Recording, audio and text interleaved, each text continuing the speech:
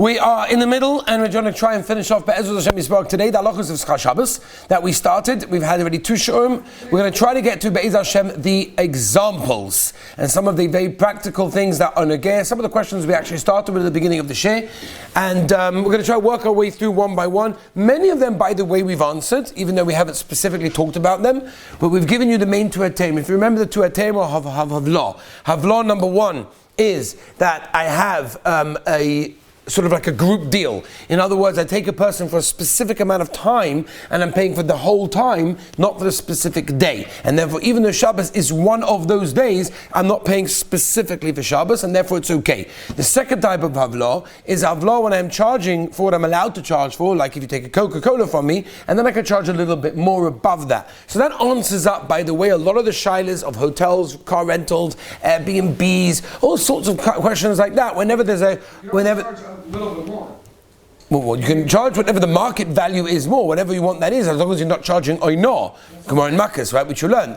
Oinah is a different situation. As long as you're not charging oinah, you can charge whatever you want. So for a Coke, how could you charge $500? You could charge $500 if you're in the middle of a desert and there's no other Coke and you're the only person that has it available that's nice and cold. So what's the That has nothing to do with Shabbos. That's a shaila of overcharging, which is a whole different shaila. But al Shabbos, mabaya, because that's the market value in the desert, that's why. So what about the caterer that does $10,000 for a kugel? No, what about it? That's enough. It's like it won't make sense. Oh, it's overcharging. Say that, good. I hear. I wouldn't suggest that one to be the heter, by the way. I would suggest the heter of a caterer to be what? He's working on Erev Shabbos, or his chefs, or his waiters, busy this, that, organizing the trucks, business. After Shabbos, they're loading up, they're tidying up. There's so much for them to do after Shabbos and before Shabbos, and when you take them, you don't only take them for Shabbos, you take them for the whole job. What is the whole job of a kiddush? Erev Shabbos, cook the food, bring the food, set it up. On Shabbos, be there and sort it out. Motzei Shabbos, clean it up, take it all home. There's a lot to do as a package deal. That just come for like the meals. So that's a problem. A waiter that only comes to the meal is a problem. We mentioned last time already that the way to do that would be that to come on Erev Shabbos and set up something, not to put one serviette there, but then to come Erev Shabbos and do something, or Motzei Shabbos, whatever it is, and pay for that. I want to move on now. I want to give through some of the examples that we can try and get to. Number 1, schar mitzvah. Is there a heter to take money for a mitzvah? For example, lining. Example number 2, being a chazan, right? A bal tefillah for Yom HaNoraim, or for Shabbos, or for Yom Tov, or Chodesh, whatever it may be. All these sorts of cases. Is schar mitzvah mutter? Does a mitzvah make it all of a sudden to be okay? Because the mitzvah, it's a mitzvah. And we know that in many situations, by a mitzvah, they weren't goys. So what's one of the classic examples that we brought down the Shulchan Aruch and Siman Shin Chav Gimel? Hello? Measuring. Measuring is medida. Medida is asa. Why? Same reason of this, by the way. The Rambam says you may come to write. When people measure things, they write things down. And therefore, measuring is normally asa. However, medida shemitzvah, the Mishnah Berurah brings down is mutter. For example, measuring for a child, for a baby, for the baby bottle, or measuring for a person for a diet, a person who's allergic, whatever it may be. Whenever there's a mitzvah, or for a mikvah, or for an eruv, or for tchum, whatever, then it would be okay. Certain times, the mitzvah is okay. My question to you is, Rabbi, say, what about over here? Sechar Shabbos by a mitzvah, does that make it mutter? Why isn't it certain times okay to, cook a cholent? It's never okay to cook a cholent on Shabbos, ever. What? It should be sometimes okay to cook a cholent. It's not. The way it works is like this. It's not the pshat, and this is not a sugya for today's share. So I don't mind giving a share on this, by the way, because it's very interesting. What's the pshat? Sometimes things are mutter, sometimes are oseh. It's not the pshat that they chose this one and not that one. The pshat is you have to know certain things are b'di'evid and lechatchela. Certain things Chazal were never geyser. Chazal were never geyser, such a thing. Pshat is, they were normally geyser. In this case, they weren't geyser. It's not pshat, it's a het, it's a loophole. I found the loophole. They were never geyser. What? Is there ever a heter to build a rav? Is there ever a heter to build a rav? Absolutely. Kuach nefesh. Now, let's move on to Rabbi Isai. The Beis Yosef brings down as follows, okay? The Beis Yosef brings down a machlokes rishonim if you're allowed to accept Sechar Shabbos for a mitzvah. The Rabbeinu Yechiel, Rabbeinu Baruch as well, and the Aruch HaShulchan paskins this way, that it's asa. Rabbeinu Shmuel, the Bach, and the Eli Rabban Cha'odam paskin, that is going to be mutter. The Shulchan Aruch Lemaisa, and Shin Bav Sif Hey, brings down Stam asa, Yesh Oimim, that it's mutter. The problem is in Siman Tov Kuf Pei Hey, he brings down Einu Rei Siman Bracha. So I'll give an example.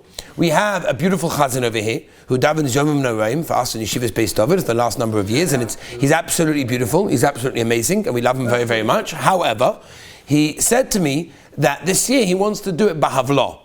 This way he wants to make sure the payment that I give him is Bahavla, because he actually witnessed that which the Shulchan Aruch said last year, that he never saw Simon Bracha from the money that he got.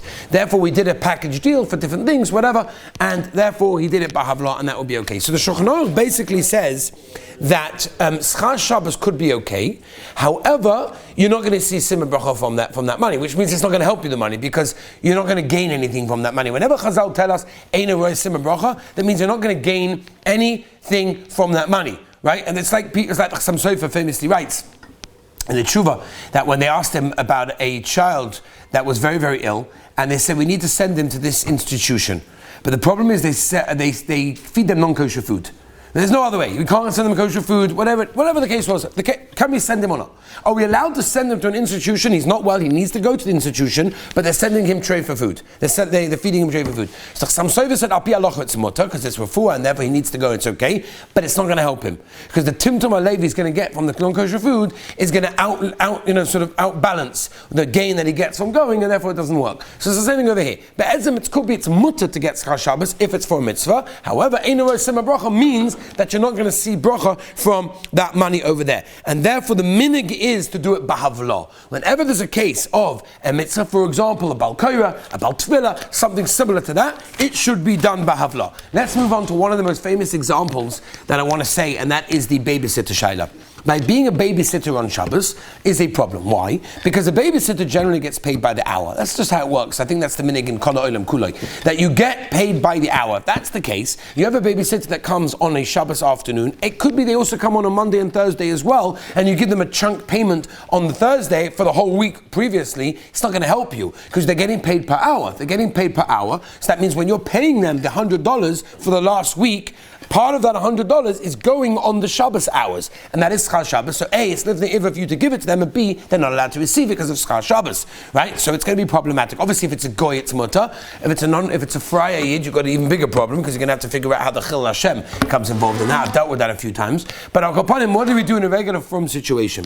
So what are the eitzes? Eitzah number one. I asked her, I said, Rebbe, what do we do? People do this all the time. What's the eitzah? She said to me, very simple. Make a situation that you're not mechuyev to pay them, and therefore you give them a present. Now Rafalk also agreed to this, and he said you have to be very careful with this. That means it's not the pshat that I'm calling it a present and I don't have to pay you, in inverted commas. No, I be'emes don't have to pay you. You're doing me a favor. It happens to me, I want to give you a present of $20, right? Oh, so it depends. If you have a neighbor, now sometimes neighbors do babysitting for each other, right? The kids, do me a favor, I need 10 minutes, I'm running out for a kiddush, could you come and babysit my kids? Yeah, sure, no problem, I'm not going to charge you for that. The Maisa, after Shabbos, you're allowed to pay them. Why? Because it's not something you'd normally pay for. They're doing you a favor. They're coming over. But if it's a babysitter that's got set hours and only comes when they get paid, then it's not enough just to call it a present. So if you set up the babysitting situation, and you could talk this over to the babysitter, say, do me a favor, on Shabbos I want you to come for free. I don't want to pay you. However, I'll probably, I'll give you a present every so often. It can't be that every single time you give them 40 shekel. It has to be sometimes you do, sometimes you don't. Otherwise it's a joke. Or in a situation where they would do it anyway, then it would be okay because they do it for free. I have an eitzah, which I think I came up with, which I like to use, and I've used this for a few people, and I think it's a very good eitzah. And I want to use a different type of havlah. I want to use the second type of havlah. And that is like this. I tell the babysitter, bring some food. Bring some bizli, bring some snacks. Or if it's a little tiny baby, bring a diaper. Bring something of your own. Now, you're not mechuyev to give that item for free. I'm allowed to charge. I can say to the person who owns, of the children, I can say, excuse me, I spent 25 shekel in Shari Bacha buying candies and snacks for the kids. Could you mind reimbursing me? You're allowed to do that. While you reimburse them, you can also charge more for the babysitting. So Memela, it's Uba Havla. In other words, the whole package deal is I'm charging for the babysitting 100 shekel, which includes the chips or the diaper or whatever it is that I brought with me.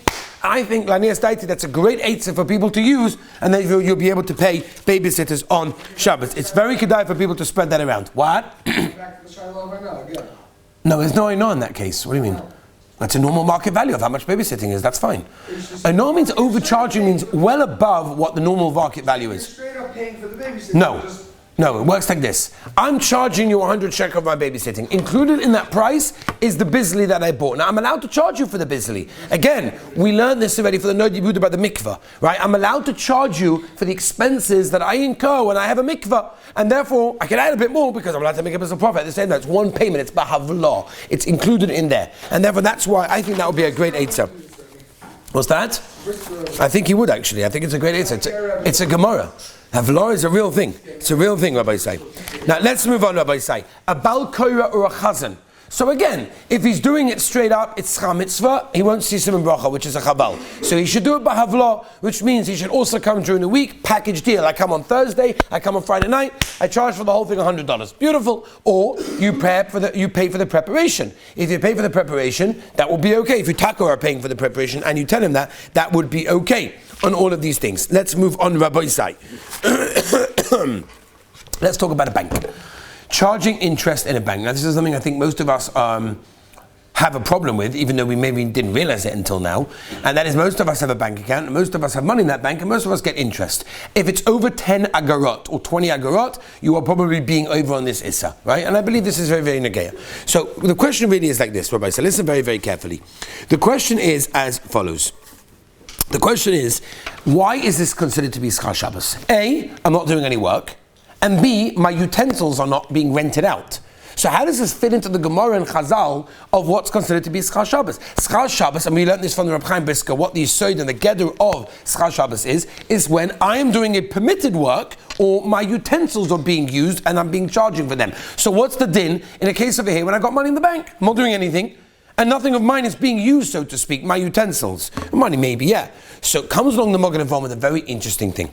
The Magen Avraham in Siman Shin Vav Sikot and Zayin brings a Mordecai Chedesh, brings a Gemara in Ksubas Dav Samach Gimel Omen Aleph. And he says like this, how interesting to take this Gemara, which people think is not so negeya, and apply it to a case of Sechar Shabbos. He talks about a man that is moirid on his wife. Right, I'm not going to go now into the details exactly how to clarify that halacha. So the Gemara says he should add to the Ksuba. That's the din. And he should not add for Shabbos because it's Michsi K'Sechar Shabbos. It looks like Sechar Shabbos. Says the Magen Avraham, what do you see from here? That any monetary gain on Shabbos, even if you didn't do actual work, even in permitted work, or your utensils weren't being hired out, is considered to be Sechar Shabbos in that case. And that, by the way, would be the makar for interest in a bank, where I myself are not doing any work, but the bank is incurring the interest for my money. By the way, in England, at least some of the banks, the way that they work is that if you pull out in the middle of the month, you basically lose out on everything. And therefore, you're not actually getting paid per day, you're getting paid for the whole month. If you miss out a day of the month, then they chuck out the whole thing. So it could be there are certain banks that work that way, that you're not getting paid by interest by the day. In other words, they don't work out how many days you've had your money in and work out the interest rate and figure it out that way. They give you the month, and if you miss out a little bit, then you lose the whole month. Therefore, it's not to do with the day, it's to do with the month. If they work it out that way, then you're great. But many banks work it out according to the day. So if it's according to the day, what is the heta to receive the interest that you will be having in that case? So it comes along with Moshe in a tshuva in Ogres Moshe Chelek Dalas Siman Tes, and the Reb Moshe says a gewaldige Zach, unbelievable yesod. Mamash, as I going, Rav Moshe, you can see Rav Moshe wasn't, he was a goin in Torah, which it caused him to be a goin in everything in the entire world, which is what happens when you learn Torah. What happens when you learn Torah is you get to know not just Torah, you get to know everything. This is why people ask Gedolim Shailas that are not necessarily related to Torah, because they're Das Torah. Mimela Das Torah means that they can answer on everything, included in anything in the world. Now, says Rav Moshe in the Tshuva in Chelek Dalet, he says, hold on a minute. How do banks charge interest? They go with Jewish days? Their times that they charge interest go according to the Jewish date? Absolutely not. It goes 12 to 12. Levi Yitzchak saying, aha! Why didn't I think of that one? Levi Yitzchak, you're right. Zuk Moshe, God Ladon, Kol HaTorah Kula in front of him, that since the banks charge by interest by 12 to 12, it's not a whole day of Shabbos. Since it's not a whole day of Shabbos, it's a chelik of Friday, a chelik of Motzei Shabbos, B'Havla. Beautiful. Says Moshe, but what do you do in a case where you've got a 2-day yontif? 2-day yontif, the a problem? Because now you've got 2 days. Teretz says, no, the second day is only a chumrah, it's only a minig. The problem is, what if you got a Shabbos followed by yontif on a Sunday? Or you've got 2 days of Rosh Hashanah? Says Moshe, in that case, you're stuck. And in that case, you're going to have to work out the interest of that day and chuck it in the yam, or like Moshe's heta was, give it to tzedakah without getting recognition. Means you can't get a plaque. We will not put a plaque on the yeshiva wall with your name on it for giving that money. If you want, you can donate to If you do want, you can donate. We'll give the email address later. Okay. Now, I will talk about. I'm happy to take questions. Let me just try to finish. There is a debit in the Rav and Cheder Kesem and Kuf that brings a different heta that wants to be Saimach on the Shvus Yaakov, which is brought down in the Mishnah Berurah, but it's a little bit shver because he wants to tell you that since you're not going to withdraw the money, therefore it's not considered to be a Sechar Shabbos. A lot of poskim have a big cash on this debit in the Rav Mechatesa. There is also a Kinyan Torah, right? He wants to taina that the bank has expenses, so that's considered to be avlah. But it sounds like these are not heterim; these are limudei schos. In other words, for the banks that charge interest and for the people that gain the interest, that take the money from the bank. So it is epis yesham milismar. But according to Rav Moshe, it works out beautiful for a Shabbos or for a Shabbos that has a 2-day or for a 2-day yontiv. But if you have a Shabbos with a yontiv first day yontiv after or 2 days Rosh Hashanah, then even Rav Moshe would be machmir in that case. Moving on, Rabbi Isai, selling things on eBay and all these sorts of things, right? The makor, by the way, for the shaila of selling on eBay comes from a tshuva in the Minchas Yitzchok, where he talks about owning a vending machine and people are buying it. So the question is to allow your website to be open on Shabbos is be'etzem not such a problem. And the reason is because we paskin like Beis Hillel and the Gemara on Shabbos Tafit Ches, which is that a person is allowed to start a malach on Erev Shabbos and allow it to continue on Shabbos. However, you're allowed to put it on line on Erev Shabbos or the Air Conditioner on Erev Shabbos and then it continue on Shabbos. That's not such a problem.